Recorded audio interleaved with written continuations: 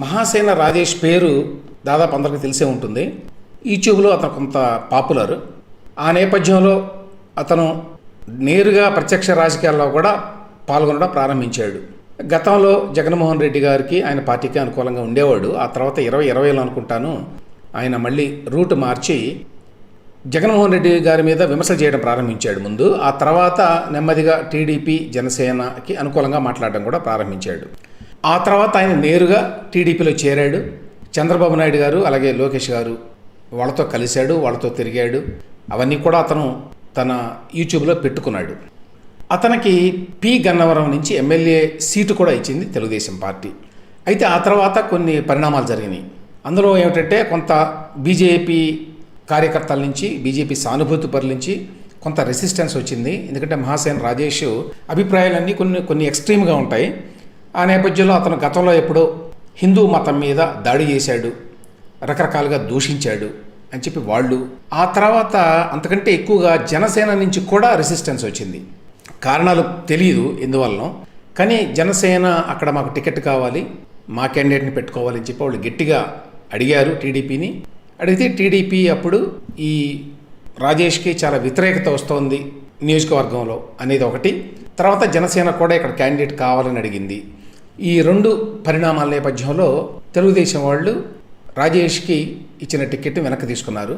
అంటే రాజేష్ తానే మరి పోటీ నుంచి తప్పుకున్నాను అని చెప్పాడు అప్పట్లో.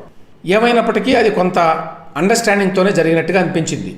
అంటే తగదా ఏమీ లేదు రాజేష్కి తెలుగుదేశం పార్టీకి ఆ విషయంలో. అప్పుడు జనసేన పార్టీని కూడా అతను నేరుగా ఏమీ అనలేదు. ఆ తర్వాత కొద్ది రోజుల తర్వాత నేను తెలుగుదేశం పార్టీలోనే ఉండాలని చెప్పి నా మద్దతుదారులందరూ కూడా నిర్ణయించారు అని కూడా చెప్పాడు. ఇప్పుడు తాజాగా నిన్న పెద్ద ఎత్తున తిరుగుబాటు చేశాడు. ఎవరి మీద ఈ తిరుగుబాటు? పవన్ కళ్యాణ్ మీద, జనసేన పార్టీ మీద. ఒక రకంగా చెప్పాలంటే పవన్ కళ్యాణ్ మీద దండెత్తాడు సడన్గా. దానికి ఆయన చెప్పిన కారణాలు ఏమిటంటే, నేను గతంలో ఎప్పుడూ కూడా పవన్ కళ్యాణ్ని పెద్ద ఎత్తున సమర్థించాను. చాలామంది ఆయన మీద విమర్శలు చేసినప్పుడు నేను నిలబడి వాళ్ళందరినీ దునుమాడాను. ఆ తర్వాత నేను రాజకీయాల్లోకి చేరాలి అని చెప్పి అనుకున్నప్పుడు జనసేన పార్టీలో చేరడానికి ఆఫర్ చేశాను, ఆ రకంగా మెసేజ్ పంపించాను. అయినా కూడా వాళ్ళు దాన్ని కన్సిడర్ చేయలేదు, పట్టించుకోలేదు. కారణాలు ఏంటో తెలియదు.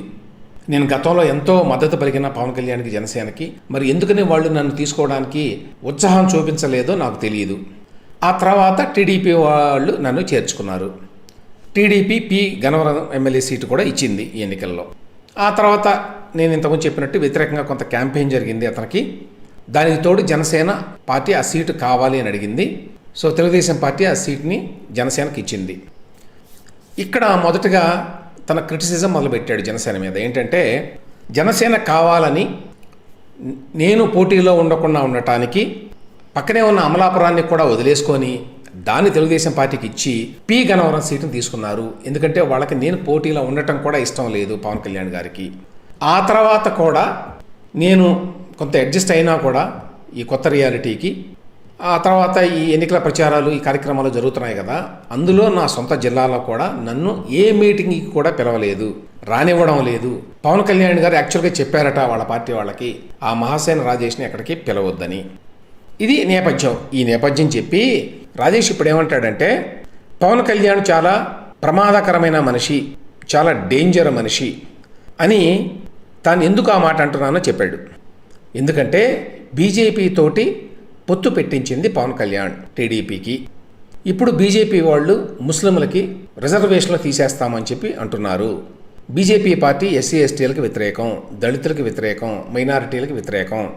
బీజేపీతో పొత్తు వల్ల టీడీపీ కూడా ఇప్పుడు నష్టం వస్తుంది. టీడీపీ గతంలో చాలా పెద్ద ఎత్తున మద్దతు ఉండేది. ఇప్పుడు పరిస్థితి ఏమిటంటే పోటాపోటీగా ఉన్నది. అంటే వాళ్ళ బలం కొంచెం తగ్గింది.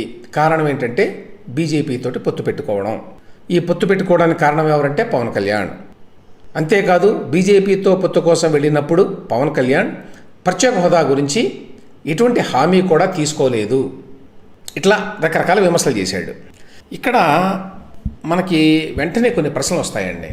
ఏంటంటే, మహాసేన రాజేష్ విషయంలో జనసేన పార్టీ ఎందుకు అసంతృప్తిగా ఉన్నది, ఎందుకు వ్యతిరేకంగా ఉన్నది, ఎందుకు అతనికి సీట్ ఇస్తే వ్యతిరేకించింది అనే విషయాలు తెలియదు. ఆ విషయంలో మహాసేన రాజేష్కి అసంతృప్తి ఉండటం కోపం ఉండటం సహజం, సమంజసం కూడా, దాన్ని తప్పుపట్టాల్సిన అవసరం లేదు. దాని నేపథ్యంలో ఆయన కొన్ని విమర్శలు చేయొచ్చు. కానీ ఆ విషయాన్ని మనసులో ఉంచుకొని ఇప్పుడు ఎన్నికలకి 4 రోజుల ముందు రాజకీయ విమర్శలు చేయడం కరెక్టేనా అనేది ప్రశ్న. పవన్ కళ్యాణ్ గారిని ఓడించకపోతే ఈ రాష్ట్రానికి ప్రమాదకరం అనే హెడ్లైన్ తోటి వీడియో చేయాల్సిన అవసరం ఉందా ఈ టైంలో ఇట్లా చేయడం అంటే తనకున్నటువంటి వ్యక్తిగతమైనటువంటి అసంతృప్తి, కోపం, దానితోటి రాజకీయాలు ముడిపెట్టడం కాదా? ఎందుకంటే రాజకీయ అంశాలు వేరు, వ్యక్తిగత అంశాలు వేరు. ఈ రెండింటిని కూడా కలగాపులగం చేసి మాట్లాడడం కరెక్టేనా? పవన్ కళ్యాణ్ ఎప్పటి నుంచో బీజేపీతో పొత్తులో ఉన్నాడండి. మొన్న ఈ ఎన్నికల ముందు కాదు. ఆ విషయం తెలిసినప్పటికీ ఆ తర్వాత కూడా మహాసేన రాజేష్ పవన్ కళ్యాణ్ నెత్తిని పెట్టుకొని మాట్లాడాడు చాలాసార్లు, చాలా పెద్ద ఎత్తున పొగిడాడు. అంటే సాధారణంగా ఏమవుతోందంటే యూట్యూబ్లో ఇట్లాంటి వాళ్ళంతా ఎవరినైనా ఐదర్ నెత్తిన పెట్టుకుంటారు, లేకపోతే పాతాళానికి తొక్కేస్తారు. 2 ఎక్స్ట్రీమ్స్ ఉంటాయి, ఆ మధ్య మార్గం ఉండదు. ఎప్పటి నుంచో బీజేపీతో పొత్తులో ఉంటే పవన్ కళ్యాణ్ ఇప్పుడు తెలిసిందా బీజేపీ అనేది మతత్వ పార్టీ, బీజేపీ అనేది మైనారిటీలకు వ్యతిరేకం, బీజేపీ కనుక వస్తే ముస్లింలకి 4% రిజర్వేషన్లు తీసేస్తారు, అప్పుడేమో విపరీతంగా పొగిడాడు చాలాసార్లు. సడన్గా ఇప్పుడు ప్లేట్ ఫిరాయించినట్టుగా కనిపిస్తుంది అన్నమాట. తర్వాత ఇంకొక పాయింట్ ఏమిటంటే ఇక్కడ ముస్లిం రిజర్వేషన్లకు సంబంధించి ఒక పొలిటికల్ పాయింట్గా తీసుకుని మాట్లాడాడు దాన్ని.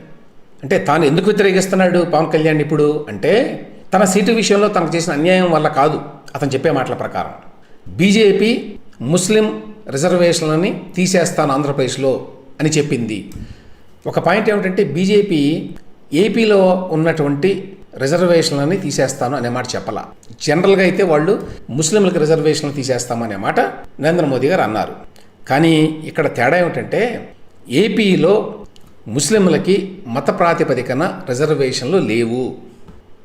ఏపీలో రిజర్వేషన్లు ముస్లింలకి ఏ ప్రాతిపదిక మీద ఇచ్చారు అంటే వెనకబడిన తరగతుల నేపథ్యంలో ఆ ప్రాతిపదిక మీద ఇచ్చారు. అంటే ముస్లింలకి గంపగొత్తగా మీరు ముస్లిం అయితే మీకు ఆటోమేటిక్గా రిజర్వేషన్ రాదు. ముస్లింల్లో వెనకబడిన తరగతులుగా గుర్తింపబడిన వారికి మాత్రమే 4% రిజర్వేషన్ అమల్లో ఉంది. చాలామందికి ఈ విషయం తెలియదు. కాబట్టి మతపరమైన రిజర్వేషన్లు తీసేస్తే ఆంధ్రప్రదేశ్లో ఎవరికైతే ముస్లింలకి ఇప్పుడు రిజర్వేషన్లు వస్తున్నాయో 4%, వాటికి ఎటువంటి ఇబ్బంది కూడా లేదు. అది వాస్తవం. కాబట్టి ఈ రిజర్వేషన్లు ఏవైతే అమల్లో ఉన్నాయో ఏపీలో 4% ముస్లింలకి రేపు కూటమి ప్రభుత్వం వచ్చినా కూడా వాటిని తీసేసే ప్రసక్తి ఉండదు. ఒకటే ఎగ్జాంపుల్ అండి, 2014లో బీజేపీ తోటి తెలుగుదేశం పార్టీకి పొత్తు ఉన్నది. మరి 2014 నుంచి 2019 వరకు కూడా ముస్లింలలో 14 కమ్యూనిటీస్కి 4% రిజర్వేషన్లు ఏవైతే వర్తిస్తున్నాయో అంతకుముందు అవే రిజర్వేషన్లు వర్తించినాయి 2014-19 మధ్య కూడా, టీడీపీకి బీజేపీతో పొత్తులో ఉన్నప్పుడు కూడా. కాబట్టి వాటికి ఎటువంటి ఇబ్బంది లేదు. బహుశా ఈ విషయం మరి మహాసేన రాజేష్ గారికి తెలిసి ఉండదు ఆ తేడా. ఆ తర్వాత ఒక మాట అన్నాడు, బీజేపీ ముస్లింలకు రిజర్వేషన్లు తీసేస్తే నేను ఊరుకోను అని జగన్ ఒక స్టేట్మెంట్ ఇచ్చాడు. అందుకని పవన్ కళ్యాణ్ కంటే జగన్ పెద్ద హీరో అనే మాట అన్నాడండి. ఈ స్టేట్మెంట్ రాజేష్ ఇవ్వడం అనేది అతని యొక్క అమాయకత్వం లేకపోతే తెలియనితనం.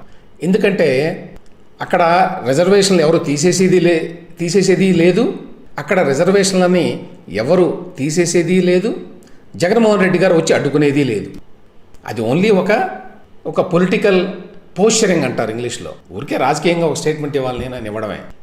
ఎందుకంటే బీజేపీ వాళ్ళతో పొత్తుంటే ముస్లింలకు రిజర్వేషన్లు తీసేట్టయితే 2014-19 మధ్య రిజర్వేషన్లు ఉండేవి కాదు. చంద్రబాబు నాయుడు ముఖ్యమంత్రిగా ఉండగా, ఆయన ఎన్డీఏలో భాగస్వామిగా ఉండగా. ఇది చాలా పెద్ద స్టేట్మెంట్. జగన్మోహన్ రెడ్డి పెద్ద హీరోలాగా మరి ఇట్లా స్టేట్మెంట్ ఇచ్చాడు, ఎంత గొప్పవాడు అని మళ్ళీ ఒక ఎక్స్ట్రీమ్ అది. ఇక తర్వాత పవన్ కళ్యాణ్ని ఆయన పార్టీ అభ్యర్థుల్ని అంటే జనసేన అభ్యర్థుల్ని నేను ఓడిస్తాను, రాష్ట్రంలో ఉన్న జనసేన అభ్యర్థులందరినీ ఓడిస్తాను అని చెప్పి ఒక స్టేట్మెంట్ ఇచ్చాడు రాజేష్. అంటే మహాసేన రాజేష్ మరొక పాపులర్ యూట్యూబరు ఓడిస్తే ఒక పార్టీ అభ్యర్థులు ఓడిపోవడం, వాళ్ళు మద్దతు పెరిగితే గెలవడం అనేవి జరగవండి. ఇది తమను తాము కొంచెం ఎక్కువగా ఊహించుకోవటం. ఎవరైనా సరే ఏదో యూట్యూబ్లో 4 వీడియోలు చేయగానే, కొంతమంది ఏదో అభినందించగానే అంత మాత్రం చేతనే రాజకీయాలను శాసించగలను నేను అని చెప్పి అనుకోవటం అమాయకత్వం, తెలివి తక్కువతనం. ఇక్కడ ఇంకొక పెద్ద సమస్య ఏంటంటే తెలుగుదేశం పార్టీలో ఉన్నాడు ఆయన రాజేష్ గారు. ఆయన తెలుగుదేశం పార్టీకి అధికార ప్రతినిధి. సో ఆ పార్టీకి అధికార ప్రతినిధిని అని చెప్పుకుంటూ ఆ కూటమిలో భాగస్వామి అయినటువంటి జనసేన పార్టీని ఓడిస్తాను అని అనడం రాజకీయంగా కానీ నైతికంగా కానీ ఏమాత్రం కరెక్ట్ కాదు. ఆ మాత్రం కూడా మరి రాజేష్ గారికి తెలియదా? ఇంకా గమ్మత్ ఏమిటంటే ఇప్పుడు ఈ రాజేష్ ఇచ్చేటువంటి స్టేట్మెంట్లు కారణంగా ఆయన అధికార ప్రతినిధిని అని చెప్పుకునేటువంటి టీడీపీ కూడా నష్టం. ఎందుకు నష్టమో కూడా నేను తర్వాత చెప్తాను ఏం జరుగుతుందో. ఎందుకంటే టీడీపీయే చేయించింది అనుకునేటువంటి అవకాశం ఉంటుంది కదా, అది మెయిన్ పాయింట్. కాబట్టి ఇప్పుడు ఒకవేళ రాజేష్కి నచ్చలేదు కూటమి, నచ్చలేదు బీజేపీతో పొత్తు పెట్టుకోవడం అంటే అది ఓకే, అంతవరకు పర్వాలేదు, ఆయనకు అభిప్రాయం ఉండొచ్చు.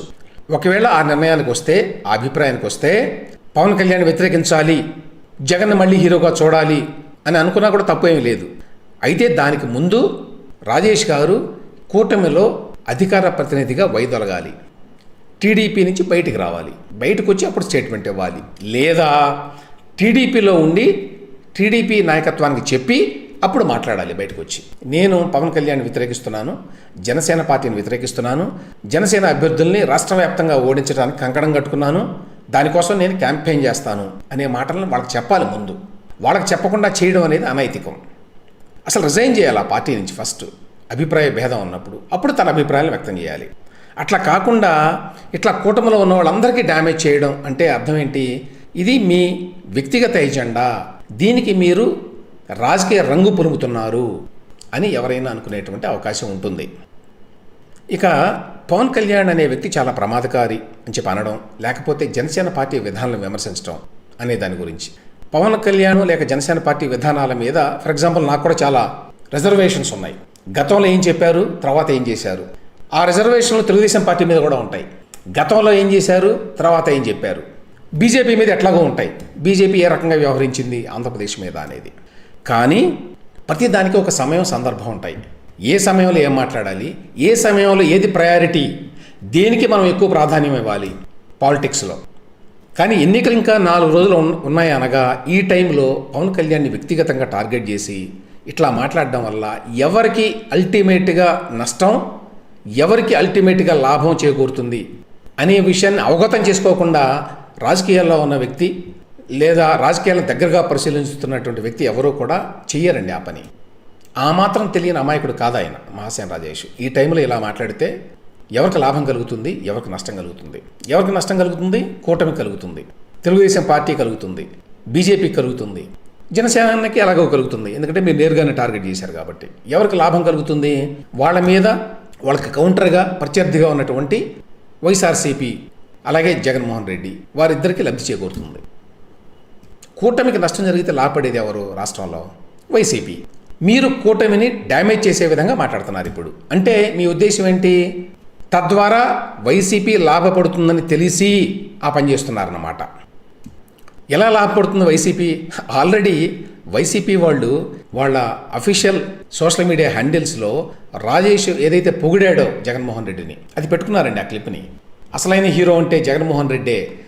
ఏపీలో ముస్లింలకి 4% రిజర్వేషన్లు తీసేస్తే బీజేపీ తీసేయడానికి నేను ఒప్పుకోను, నేను అడ్డం నిలబడతాను అని జగన్ హీరోలాగా చెప్పాడు అని చెప్పి ఈయన ఒక డైలాగ్ చెప్తే ఆ డైలాగ్ను వాళ్ళు పెట్టుకున్నారు.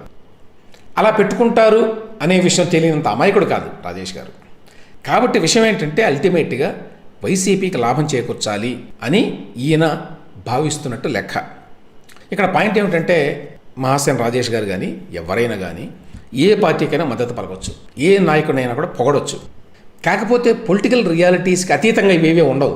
ఏమిటి ఇవాళ పొలిటికల్ రియాలిటీ, రాజకీయ వాస్తవిక పరిస్థితి ఏంటంటే ఆంధ్రప్రదేశ్లో ఇప్పుడు 2 క్యాంప్స్ ఉన్నాయి. ఒకటి కూటమి, టీడీపీ, జనసేన, బీజేపీ. రెండో వైపున వైసీపీ. ఈ రెండింటిలో నేను వైసీపీని చూజ్ చేసుకుంటున్నాను అని రాజేష్ గారు అనుకుంటే తప్పేం లేదు, ఆయన ఇష్టం, ఆయన అభిప్రాయాలు ఆయన మార్చుకోవచ్చు. కాకపోతే ఏ సందర్భంలో ఏ టైంలో ఎందుకోసం మార్చుకుంటున్నాడు అనే దాన్ని ఎవరైనా ప్రశ్నిస్తారు ఒకటి. రెండవది అది నిజాయితీగా ఓపెన్గా చెప్తే బాగుంటుంది, డొంకతిరుగుడుగా కాకుండా. అంటే కూటమిలో ఉన్న జనసేన విమర్శిస్తాను, ఆ అభ్యర్థులు ఓడిస్తాను అని అంటే ఈయన అన్నంత మాత్రాన, ఈయన చెప్పినంత మాత్రాన అందరూ జనసేన ఓడించి మిగతా 2 పార్టీల అభ్యర్థులను గెలిపించరు. అంత మెకానికల్గా రాజకీయాలు ఉండవు. సో ఓవరాల్గా ఏంటంటే కూటమిలో ఉండి ఈ ఓవరాల్గా ఏంటంటే కూటమిలో ఉండి మహాసేన రాజేష్ గారు వ్యక్తిగత గ్రీవెన్సెస్ ఏవైతే ఉన్నాయో, ఆయనకి ఏదో కంప్లైంట్స్ ఉన్నాయి, ఫిర్యాదులు ఉన్నాయి, అవి జస్టిఫైడా అన్జస్టిఫైడా అనే మాట నేను మాట్లాడట్లా. జస్టిఫైడ్ కూడా కావచ్చు, సమర్థనీయం కావచ్చు. ఆయన పట్ల ఎందుకు జనసేన అంత తీవ్రమైన వ్యతిరేకత ఉందో తెలియదు మనకి. కానీ తన వ్యక్తిగత ఫిర్యాదులకి రాజకీయ రంగు పులిమి అదేదో ఒక సైద్ధాంతికపరమైన అంశం అన్నట్టుగా ప్రజెంట్ చేయబోవడం ఏదైతే ఉందో అది డిజానెస్ట్, అది అందులో నిజాయితీ లేదు. ఇక్కడ ఇంకొక 2 పాయింట్లు చెప్పి అంశాన్ని ముగిస్తానండి. ఒకటేంటంటే ఆల్రెడీ బీజేపీలో ఒక వర్గం ఉంది. వీళ్ళు బీజేపీ మద్దతుదారులు లేక సానుభూతి పరులండి. ఆంధ్ర రాష్ట్రంలో వీళ్ళు తీవ్రంగా టీడీపీని వ్యతిరేకిస్తారు. వాళ్ళకి వైసీపీ అంటే మనసులో చాలా ప్రేమ ఉంది, ఫర్ వాట్ ఎవర్ రీజన్స్, అందులోకి ఇప్పుడు వెళ్ళదలుచుకోలేదు. అయితే ఆ నేపథ్యంలో వాళ్ళు నిన్నంతా చేసిన ప్రచారం ఏంటంటే మహాసేన రాజేష్ చేత లోకేష్ ఈ మాటలు మాట్లాడించాడు, ఇది కావాలని పవన్ కళ్యాణ్ని దూషించడానికి, పవన్ కళ్యాణ్ స్థాయిని తగ్గించడానికి, పవన్ కళ్యాణ్ని జనసేనని ఇబ్బంది పెట్టడానికి లోకేష్ వెనకుండి మహాసేన రాజేష్ చేత ఈ మాటలు మాట్లాడించాడు అనేటువంటి ఒక కాన్స్పిరసీ థియరీ, ఒక కుట్ర థియరీని వాళ్ళు లేపారు పైకి. అది మాట్లాడారు నిన్నంతా. అవి సోషల్ మీడియాలో కూడా నెక్స్ట్ 2-3 డేస్ వస్తాయి, ఎవరైనా గమనించవచ్చు. ఎందుకంటే ఇక్కడ టీడీపీని దూరం చేయాలి, టీడీపీని విలన్గా చూపించాలి అనేటువంటి ఒక ప్రయత్నం ఒక వర్గానికి, బీజేపీలో అందరికీ అన్నం ఒక వర్గానికి ఉన్నది. వాళ్ళు ఆల్రెడీ ఆ ప్రయత్నం మొదలుపెట్టారు. ఇంకోవైపున మహాసేన రాజేష్కి ఎంతో కొంత ఫాలోయింగ్ ఉంది. ఎందుకంటే ఎక్స్ట్రీమ్గా మాట్లాడే వాళ్ళకి ఫాలోయింగ్ ఇమ్మీడియట్గా ఉంటుందండి, చాలా ఉంటుంది ఎప్పుడైనా కూడా. ఆ రకంగా అతను కూడా చాలా ఫాలోయింగ్ ఉంది. మీరు కనుక ఒకసారి ఈ వీడియో పెట్టినటువంటి యూట్యూబ్లో చూస్తే దాని కింద కామెంట్స్ ఉంటాయి కదా, ఆ కామెంట్స్లో దాదాపుగా నేను అనుకుంటాను 90% పైగా మహాసేన రాజేష్ మీద వ్యతిరేకత వ్యక్తం చేస్తూ ఉన్నాయి. ఈ విధంగా మాట్లాడడం కరెక్ట్ కాదు, నువ్వు పవన్ కళ్యాణ్ ప్రమాదకారి అంటున్నావు కానీ ఏ రకంగా ప్రమాదకారి అని చెప్పడంలో విఫలమయ్యావు, నీ ఎక్స్ప్లెనేషన్ కరెక్ట్గా లేదు, కన్విన్సింగ్గా లేదు, ఈ టైంలో ఇలా మాట్లాడడం కరెక్ట్ కాదు, అందులో మధ్యలో జగన్మోహన్ రెడ్డి మెరుగు, జగన్మోహన్ రెడ్డి హీరో అని చెప్పి మళ్ళీ మాట్లాడడం ఇంకా కరెక్ట్ కాదు అనేవన్నీ ఉన్నాయి. దాన్ని బట్టి అతను కూడా అర్థం చేసుకోవాలి. ఊరికి మన ఇష్టారాజ్యంగా మనం మన అభిప్రాయాలని మార్చుకోవటం, అది కూడా సరైన ప్రాతిపదిక లేకుండా మార్చుకోవడం అండి. మన అభిప్రాయాలను మార్చుకోవచ్చు. నేను ఇంతకుముందే చెప్పాను, జనసేన పార్టీ ఏ విధంగా గతంలో అమరావతి మీద, బీజేపీ మీద, ప్రత్యేక హోదా మీద కొన్ని అభిప్రాయాలను వ్యక్తీకరించింది, తర్వాత ఎట్లా మార్చుకుంది, వాటిని బీజేపీతో ఎట్లా పొత్తు పెట్టుకుంది. తెలుగుదేశం పార్టీ 2018లో ఏ విధంగా విభేదించింది, ఎన్ని రకాలుగా బీజేపీని, నరేంద్ర మోదీని విమర్శించింది, ఆ తర్వాత మళ్ళీ బీజేపీతో ఎలా పొత్తు పెట్టుకున్నది. ఇట్లాంటి కొన్ని అభ్యంతరాలు ఉంటాయి మనకు పార్టీల పట్ల, వాళ్ళ యొక్క విధానాల పట్ల. ఆ విధానాలు విమర్శించాలి కానీ ఓవరాల్ పిక్చర్ ఏంటి, ఓవరాల్ ప్రయారిటీ ఏమిటి. ఇప్పుడు ఓవరాల్ ప్రయారిటీ కనుక ఒకవేళ మహాసేన రాజేష్కి జగన్మోహన్ రెడ్డి గారి ప్రభుత్వాన్ని దించాలి, ఈ ప్రభుత్వం ఉండకూడదు అనేది ప్రయారిటీయా, లేదు పవన్ కళ్యాణ్ మీద నాకున్నటువంటి వ్యక్తిగత వైరాన్ని ప్రదర్శించుకోవటం అనేది ప్రయారిటీయా, తద్వారా కూటమికి డ్యామేజ్ చేసి మళ్ళీ జగన్మోహన్ రెడ్డి గారిని గెలిపించడం ప్రయారిటీయా అనే విషయం కదా మన ముందు ఉండాలి. వాటిని బేరీజ్ చేసుకోవాలి, బేరీజ్ వేసుకొని దాని ప్రకారం మాట్లాడాలి. అందువల్ల పవన్ కళ్యాణ్ గారినో, టీడీపీనో, బీజేపీనో, మరొక పార్టీనో విమర్శించకూడదు అనేది పాయింట్ కాదు. ఎందుకు విమర్శిస్తున్నాము, ఏ సందర్భంలో విమర్శిస్తున్నాము, ఇప్పుడు విమర్శిస్తే ఈ సమయం, ఈ సందర్భాన్ని బట్టి ఎవరికి లాభం జరుగుతుంది, ఎవరికి నష్టం జరుగుతుంది అనే విషయాలు పట్టించుకోకుండా చేస్తున్నారు అంటే దీని వెనక ఉద్దేశపూర్వకంగానే ఈ పని రాజేష్ గారు చేశాడు అని చెప్పి నేను అనుకుంటున్నాను. అంత తెలియనంత అమాయకుడు కాదు ఈ విషయాలన్నీ అతను. కారణాలు ఏమైనప్పటికీ అతను కూటమి ఓడిపోయినా పర్వాలేదు అని చెప్పి అనుకుంటున్నాడు. కారణాలు ఏమైనప్పటికీ మళ్ళీ వైసీపీకి అనుకూలంగా మారడానికి అతను సన్నద్ధమవుతున్నాడు. అయితే దానికి తగిన ప్రాతిపదిక కారణాలు చెప్పడంలో మాత్రం మహాసేన రాజేష్ విఫలమయ్యాడు అనేది నా అభిప్రాయం.